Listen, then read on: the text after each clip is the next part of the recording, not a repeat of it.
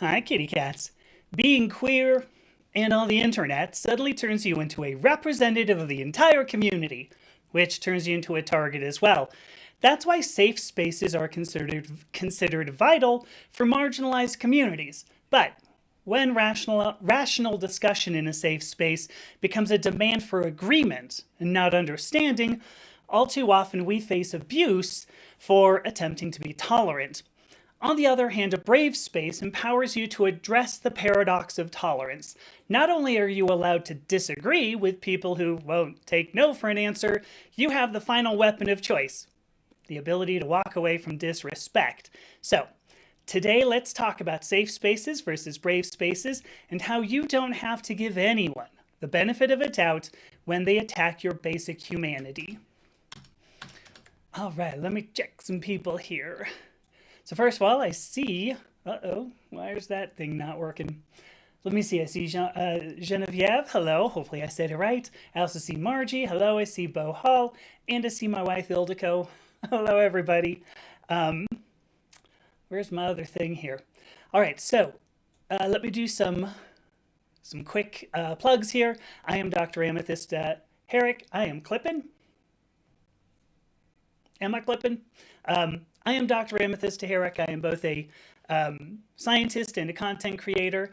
I discuss identity and gender using the scientific method. So you can find out much more about me and the work that I do if you go to the website that's down there below, which is purplepawclan.com. In fact, I'm wearing a top that I got with my logo right there. You can find, if you go to the website, you can find the social media networks that I'm on. Do you have audio clickies? What a bummer. You can find the social media networks that I'm on. You can read the articles that I write. I'm going to turn down the gain a bit. Let's see what this does. You can read the articles that I write. You can listen to and watch the podcasts that I record with interesting people. You can also, there's a page there to join our Discord server. You can be part of the solution by being part of the discussion. And finally, I also have a page there where you can check out the hypnotherapy work that I do to help people work through issues with identity and gender. So if you'd like to support my work, you can get a subscription on the website, purplepawclan.com, for as little as $5 a month. You can also sign up for my free newsletter that usually publishes every 2 weeks. I'm trying to do dark moon and full moon. I think I've kind of missed the dark moon recently.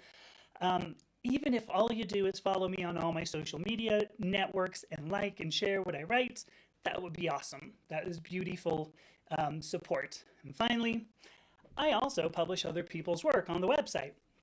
So if you'd like to contribute your original work in identity and gender, you can email me using the contact page on my website, which once again, purplepawclan.com. All right, what I'm going to do, if I'm still getting the clickies, what I'm going to do is switch over to a different microphone.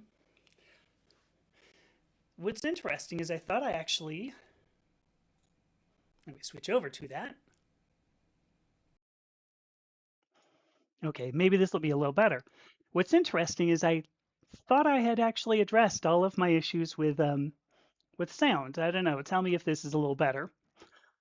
All right. There's a reason I wanted to do this podcast. I always have a reason, right? Over the past couple of weeks, I had two relatively difficult conversations. If you saw, the post that I made on Sunday, you know that I also, I took the day off because I had a migraine.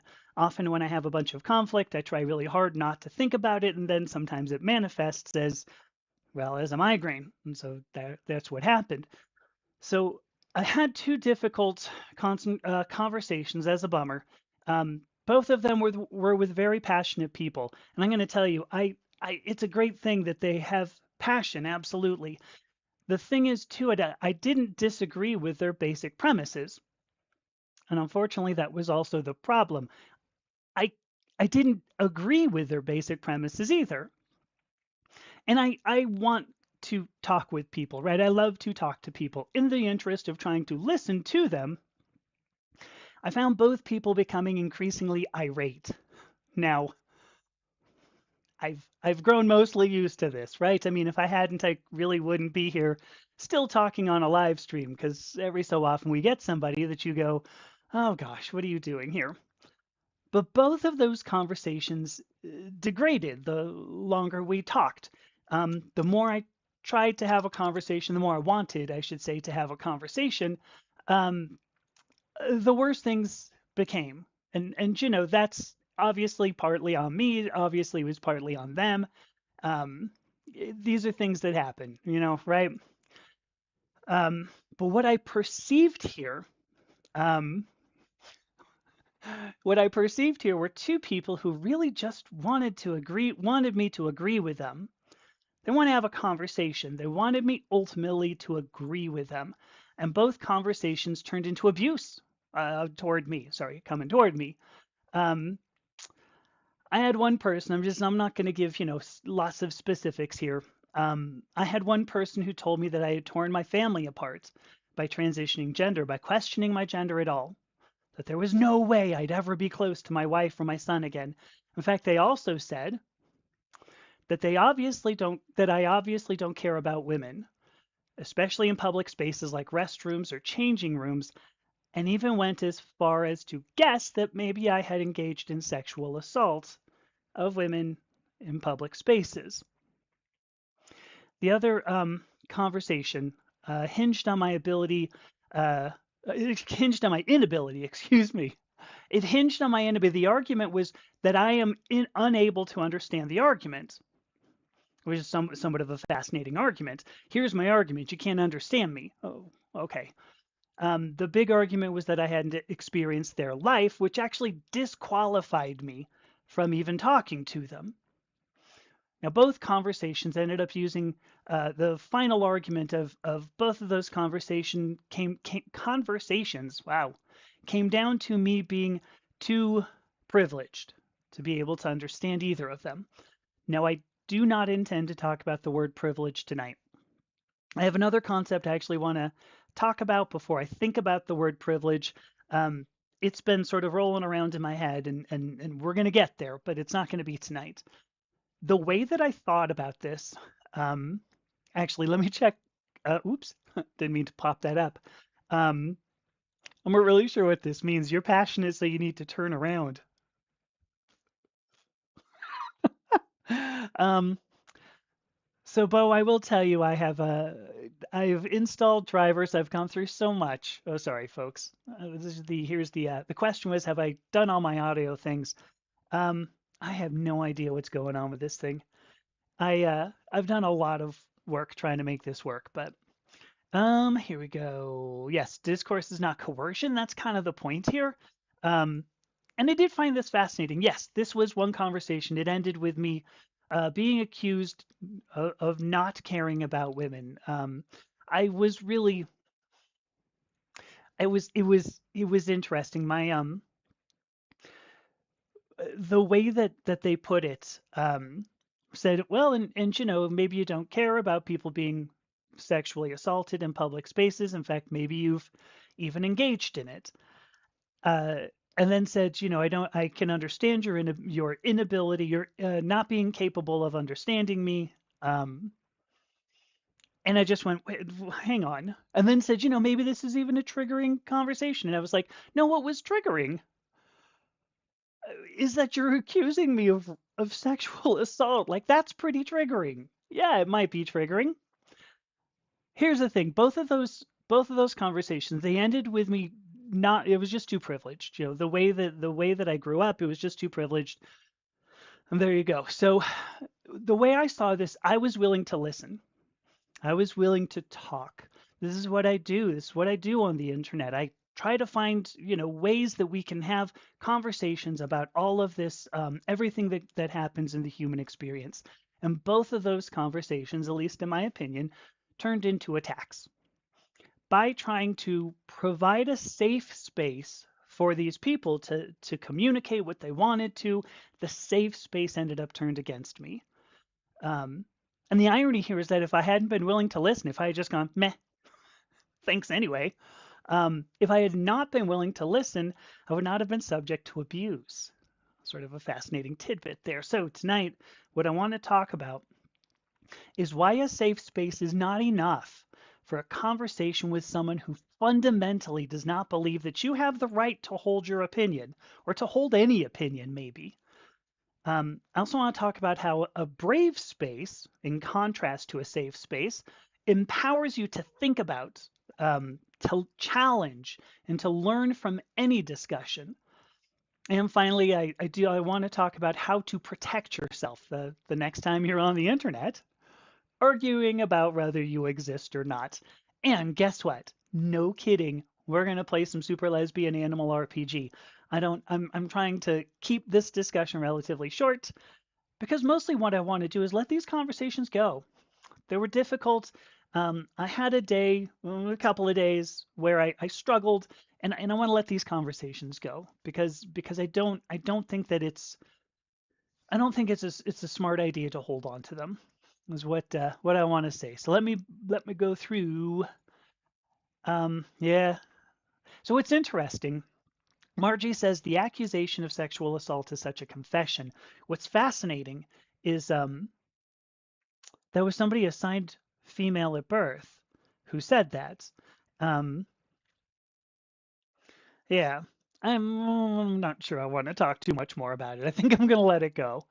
Uh, Oh my gosh. Angela says she just came in from the musical Priscilla, Queen of the Desert. Said it was fantastic. I haven't seen a musical, but I remember seeing that film when it first came out. Um, Gosh, when it first came out, I was in graduate school, and I remember I had a few people. I'm not really sure why this was so interesting to them, but they said they're like, "Oh, I really want to see Priscilla with you," and I was like, "Okay, sure." I'm like, "Listen, that's not really what I am and what I do, but sure, if you want to see that, sounds good." Um, Bo makes a great point here. So Bo says, I'm just going to say it like this. So she says she noticed that stupid people with no arguments are the first to attack. I don't want to use the word stupid people or the phrase stupid people, and I'm not attacking you, Bo. I will say that lack of arguments. Both of these conversations went like this. They were like, here's your problem. And I said, oh, explain the problem. Well, here's the problem. And I went, all right, here's part of what I'm thinking. And they go, no, here's the problem. And I said, well, can you explain that?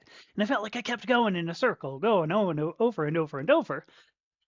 And it wasn't, I didn't feel like there were, they were bad arguments if I felt like there was no ability to explain said arguments. And that was what was such a bummer, I guess. So, oh, here we go. Look. Angela says her employer bought Priscilla, the musical Priscilla, for her birthday. So yeah, happy birthday to you. That's good. I don't know who. Hello, Dade Murphy 666. How are you? All right, here we go. Let's talk about safe spaces. A safe space, and I'm sure many of you know this, right? I'm sure you've been in places. Oh, we're a safe space. A safe space is defined as a place where every person is allowed to express themselves. And the big thing is that they're allowed to express themselves without fear of repercussion, without fear of harassment, without fear of discrimination. You're supposed to be able to go into there and say, "These are my feelings. This is exactly what I'm feeling." And at face value, honestly, that sounds amazing. One of the big issues with marginalized communities is that typically we don't get heard. And that could be, possibly because there just aren't enough people to speak. Hello, Matthew. Matt just showed up in the chat. Hello, and thank you so much for sending some gifts. That's very nice. Dade Murphy says, oh, hang on, I'll show it. Says they presume this is a safe space for atheists. Sure, I mean, I am not a Christian. I am spiritual. In fact, actually, I'm going to wait. Because wait until I get to the next section, and then you will see what I'm going to say. At face value, a safe space sounds amazing, no doubt, no doubt. Marginalized communities don't often get heard. In fact, oftentimes it's because there aren't enough people to speak. That we're just drowned out by the noise. Whether there's a significant misunderstanding of the actual stigma that we're talking about here. The point is, a safe space does sound at face value like a place where anyone can be heard. But unfortunately, tolerance can end up turning against itself. There's something you can look it up on the internet. It's called the paradox of tolerance. It's kind of fascinating. If the space you have is entirely tolerant of any expression, then sooner or later, there's no real purpose for the space. The space ends up not being safe. And you can see this where there's a rule. I'm trying to remember what it was called. Oh shoot, I'm not coming up with it. But the point that every single argument turns into degrades into that's because you're Hitler, right? That's something Godwin's law, is that what that one's called? I think it's Godwin's law. Um, Karl Popper, yes, Karl Popper, I think was the one who came up with the paradox of tolerance. Um, so here we go. It is really easy for one person on or more in a safe space to become harassing and discriminatory. And they usually do something like this. They say, "Well, I don't think you should exist. That's just the way I feel." And they're entitled to feel what they feel, aren't they? That's a safe space. And yes, those people are entitled to feel what they feel. No doubt. But often this is somewhat of a falsely, oh, Matt says he was just talking about Karl Popper yesterday in the paradox of tolerance, just writing about it. Oftentimes this is sort of this falsely innocent sort of excuse. I'm just asking questions. I'm just being skeptical. That's just how I see it. And those turn into discrimination and hate very quickly. And it's the safe space that enables it. A safe space is very often a likely vehicle for the paradox of tolerance. And that's why another space was introduced. And this is called the brave space. Um, so here we go. It was Dade Murphy. Here we go. Dade Murphy. What's a brave space? This is why you'll care. I learned about the concept of a brave space because I had never heard about this until I joined a women's spiritual organization called the Sisterhood of Avalon. This is a quick shout out actually to Sisterhood of Avalon, so long as we're talking about atheism and spirituality. Um, I think it's an amazing organization. Uh, if you've ever read Jenna's book, so the founder of Sisterhood of Avalon, her name is Jenna Tellendrew, and she wrote, there are like three primary books on the, I'm looking at them, sorry, three primary books on the Avalonian spiritual tradition. And you can find this on the internet, sisterhoodofavalon.com, I think. I don't think it's .org. Um, the point is that Jenna's books offer very practical like actions and it complements the philosophical musings, reasoning that my work offers. I actually had the opportunity, like I think of Jenna as actually a personal friend. I had a couple of opportunities to meet her in New York. I went there on business, end of 2024, beginning of 25. And it was interesting as we talked through what both of us have done. Like, I feel like I offer sort of this rational and philosophical justification for the spiritual guidance and practical actions that Jenna offers. And it was a really neat sort of, everywhere I said, I don't know how you do that. She'd go, well, here's how you can do it, but I don't know why you would do this. And I go, well, here's why. It was a neat sort of back and forth conversation that she and I had a couple of times. Why did Sisterhood of Avalon, now that I'm into this, why do we need to talk about brave spaces? When I first got in there and we had uh, orientation, Sisterhood of Avalon, I just said, oh, hey, Frybird is here. Hello, Frybird. Sisterhood of Avalon is a women's spiritual organization. Just bear with me for a moment here. That means they might deal with very fragile people. Many of the women who join Sisterhood of Avalon have childhood trauma, maybe a history of abuse. A lot of them are afraid of masculinity. Um, Many of them have religious trauma. Many of them, just for being women, first of all, for believing what they do. A whole lot of them found Sisterhood of Avalon because women have been systematically excised and excluded from several major religions today, primarily Abrahamic religions, but they've been systematically excised and excluded. So Sisterhood of Avalon needs a safe space, but they need a lot more. And so that's where a brave space comes in. A brave space actually sits on top of a safe space. Um, you still have to be respectful. Okay, there still can be no harassment, no discrimination, but you are also expected to grow in your understanding of yourself and others. Um, so the point here, oops, I'm trying to move some winders around here. That was if Windows would have been developed in West Virginia. I don't know. That was a joke I think I heard somewhere. It would have been called Winders. Frybird says she has some news. I'd love to hear it. Um, so Sisterhood of Avalon needed a safe space, but they needed something more. Um, they have practices that dig really deep inside you. Um, these are some of the major practices that take place over the course of a month, a lunar cycle, take place over the course of a solar cycle, and they go really, really deep inside you, really, really deep. You're supposed to find who you are. One of Jenna's phrases is personal sovereignty, and I wrote about this at the beginning of 2025. Personal sovereignty, end of 24, beginning of 25. Personal sovereignty is her thing. It's more than personal, like responsibility. It's more than going, okay, well, I'm going to be responsible for my actions. It's for determining personal sovereignty is being able to rule who you are.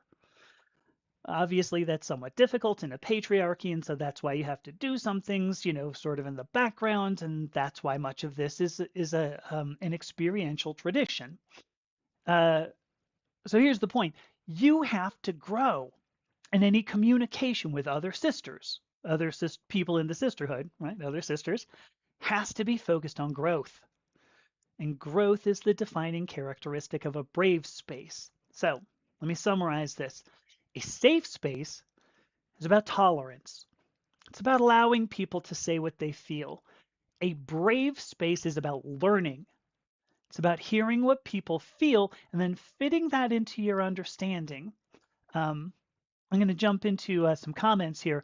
The next thing I want to talk about, and believe it or not, that's my last section. Told you it'd be short. How does this end up playing out in reality? Brave space versus safe. So I'm going to look really fast. Oh no, Frybird says it's not good news. I'm sorry. That's terrible. What do we got here? Oh gosh, look at this. Okay, so we've got some fun stuff. So Dade Murphy says they used to identify as an atheistic Satanist, but now they call themselves an atheist. That's good. Yeah, the tenets of Satanism, there a lot of it has a lot of background, not exactly, but a lot in some of Crowley's work, right? That ended up fueling Thelema, obviously Ordo Templi Orientis, right? There's a lot of that goes into that. I'm trying to remember the founder of the Church of Satan, Anton LaVey. Yes, I think. Um, anyway, was highly influenced also by Aleister Crowley. So let's see, what did Bo? What did Bo say? Did I miss something? Because Margie says that's a fair statement. I'm trying to remember what I didn't see what Bo said. All right, here we go. I think this is an excellent point. A safe space is vulnerable to weaponization by miscreants. I love that. To exclude valid members as long as 2 or 3 people gang up on them to accuse the target of wrongdoing. And that, I think, is sort of the point. If you're not allowed to challenge some of these things, you go, well, is everything valid? If everything is valid, ultimately nothing is valid, right? It's the same thing, I don't know. Conservatives use this stuff now, right? If everybody is special, then no one is special. So, and here we go. And this Margie goes on to say, in doing so, the attackers pervert the safe space ideology to make it a decidedly unsafe space. That's really the point. Yeah. Advantium says JFC. We're not having dinner yet. You can go have KFC. Oh, JFC. Oh, that's different. There you go. OMP199 says, I think it's useful to learn the difference between a tenant and a tenant. I think it's also useful to to learn when the advice being given like contributes to the conversation. I knew precisely what the commenter meant, and I think we're okay. Margie says it sounds like a brave space is also implicitly about the application of critical reasoning. Yeah, yes. You cannot truly grow without critical self-examination. Absolutely true. Absolutely true. So what do we got? Oh gosh. Hey, Frybird has 357 days sober. Wow, yesterday was the anniversary. Congratulations, Frybird. That's awesome. Which one am I on here? I just click this button. Okay, here's going to be my little summary. This is my big point of the whole thing here. I have a little pun. It's a little bit of a pun. A brave space means that you don't have to suffer intolerance. The pun is that I don't mean intolerance is one word. I mean, you don't have to suffer in a state of tolerance.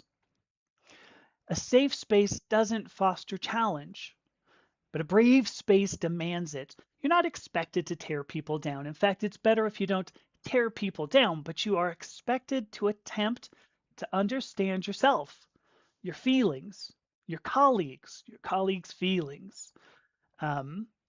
What this means in practice is that in a safe space, you can very easily get caught up in a paradox of tolerance. As you attempt to listen, someone might have beliefs and feelings that directly contradict your basic humanity. And in the end, that's actually okay in a safe space. Someone can say, "Hey, that's just how I feel." And that's really kind of the end.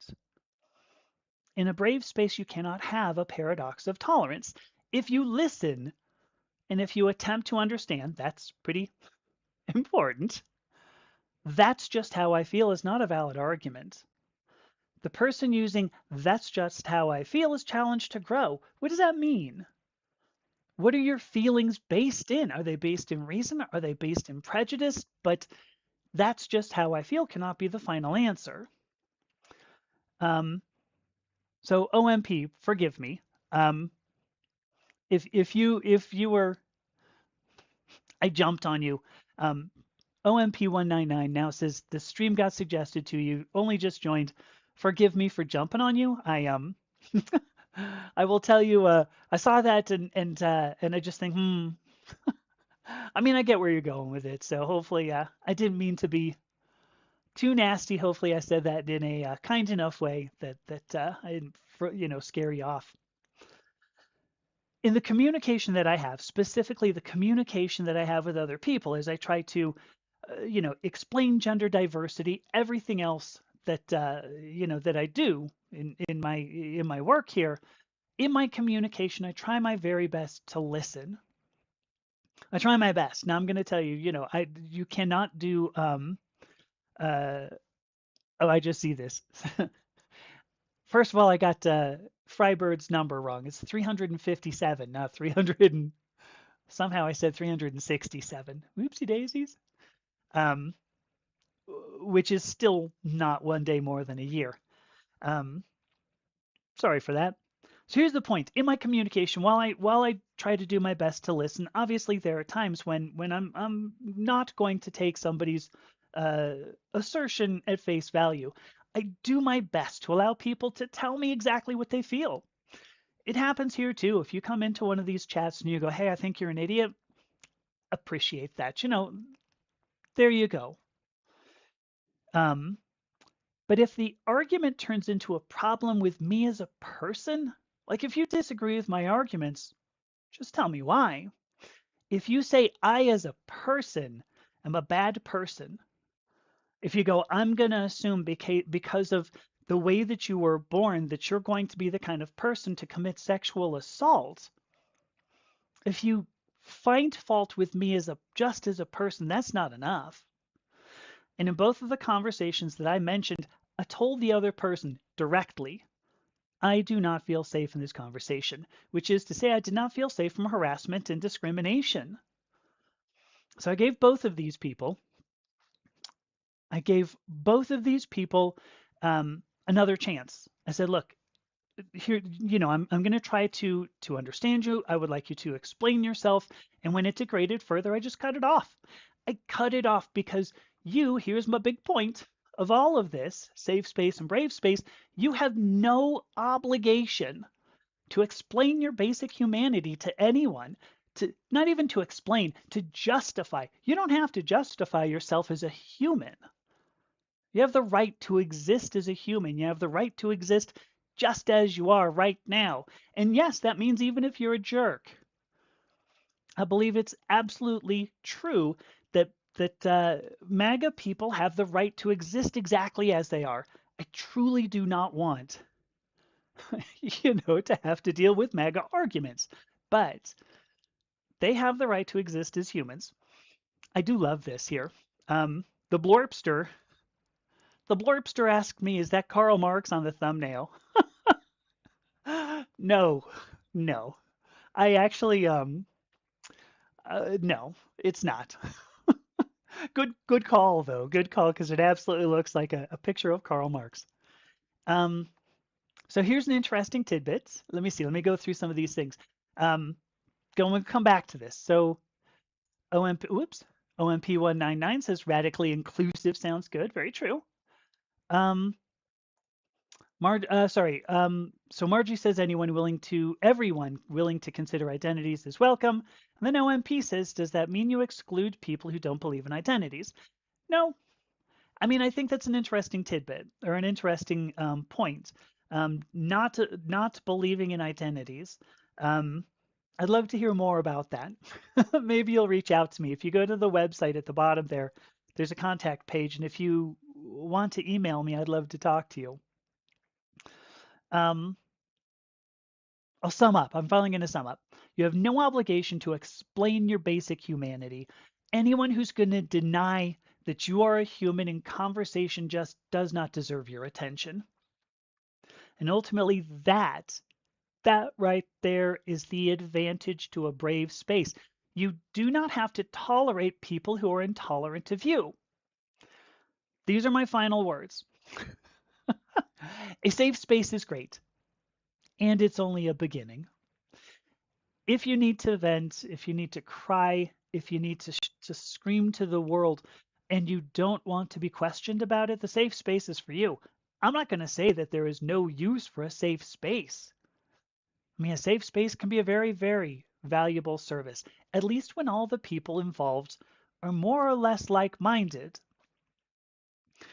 That's an important caveat. All the people involved have to be more or less like-minded. If you want more, you're going to need a brave space. And if you choose to grow while others stagnate, you have to demand a brave space, and you must walk away if your growth is held against you. You have a right to your humanity. You have an obligation to grow, and you should walk away if that growth is going to be held against you. That was all I had to say tonight. I was hoping I was going to do it within 30 minutes. I almost made it. Only 3 minutes over. Oh, I see Minnie. Minnie, hello, Minnie. How's it going tonight? It's going okay. Oh, Minnie. Oh, Spooder Man just joined too. Spooters. um,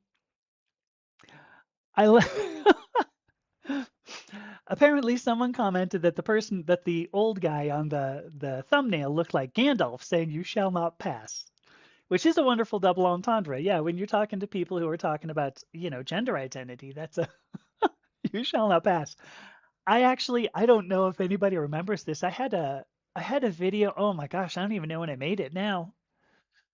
It may not even have been 2025. It might have been the end of 2024, where I had a video. That's what I called it. You shall not pass, I think. And it had a picture of somebody who looked kind of like Gandalf on it. Um, there you go. Well, let me go ahead and move that. All right, that was all I had to say today. I swear we're going to play the game. I did not want to. It says I passed go and collected $200. Awesome. Um, so I am going to take a break. Let's take a break.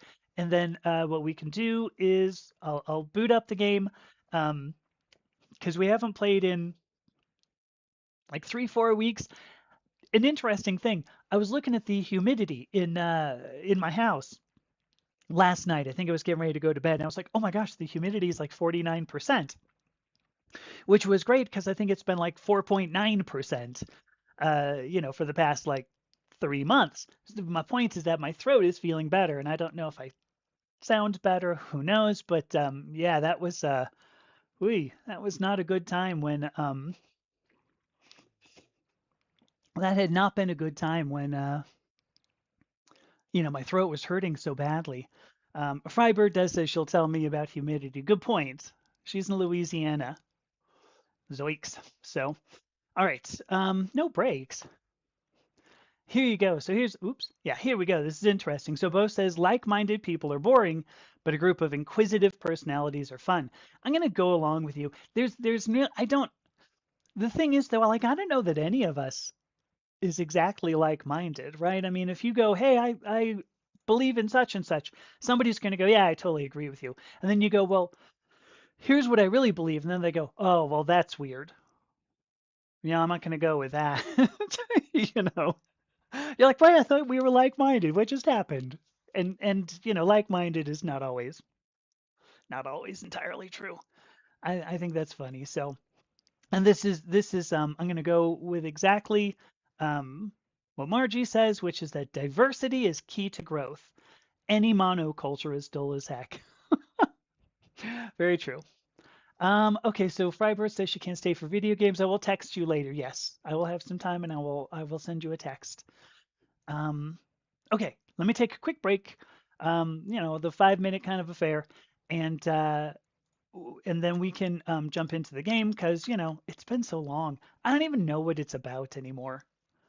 I mean, I hate saying that, but I kind of don't. I'm sort of like, what are we going to talk? What are we going to do? And I don't know. We're going to have to check all the quests and stuff. So I'll be back in 5, and we will do some some of my silly voice acting, and hopefully it'll be entertaining. So I'll be back.